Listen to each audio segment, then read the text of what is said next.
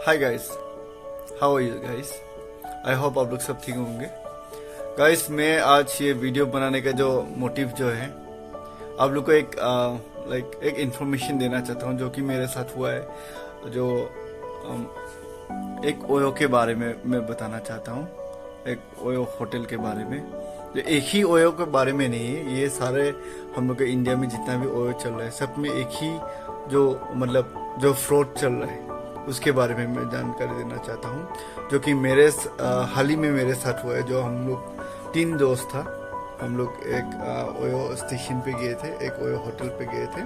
वहाँ पे हम लोग जब बुक किए थे, बुक करने के टाइम में उसमें हम लोग को वहाँ पे आ रहा था 3 गेस्ट 1 रूम के लिए आया था आपका 805 रुपीज़ ऐसे कुछ आया था ऑफर में। जो मेरा दोस्त का अकाउंट जो है वो दोस्त का अकाउंट से किया गया था। दोस्त का अकाउंट जो है वो नया अकाउंट है, तो नया अकाउंट में उसमें ऑफर के तहत हम लोग को ये मिला गया था कि आपको 805 रुपीज़ में, जिसका ज़्यादा प्राइस था।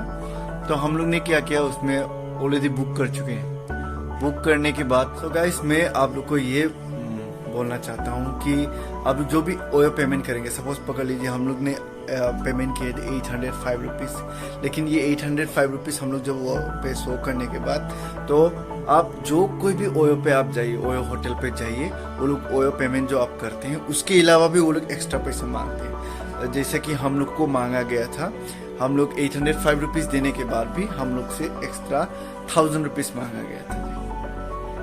1000 रुपीज़ मांगा गया था।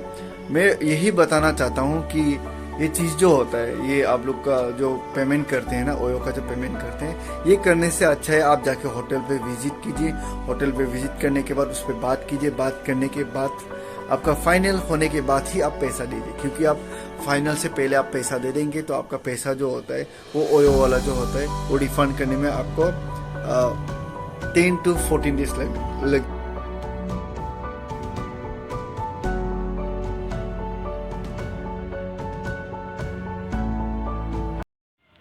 सो गाइस, ये है आपका ओयो का ऐप्स।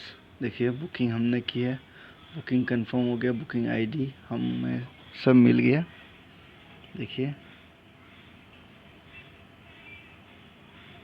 और बुकिंग मिलने के बाद ये आपको एक एसएमएस दिया जाता है। देखिए, और गाइस ये रहा, आपको एक लिंक दिया जाता है ओयो की तरफ से, जहाँ पे आपका रिफ़ंड के लिए इसमें लिंक दिया हुआ है। इसमें जब आप लिंक को क्लिक करेंगे तो क्लिक करने के बाद आपका ये डायरेक्ट आपका क्रोम या गूगल पे आपको डायरेक्ट जाता है।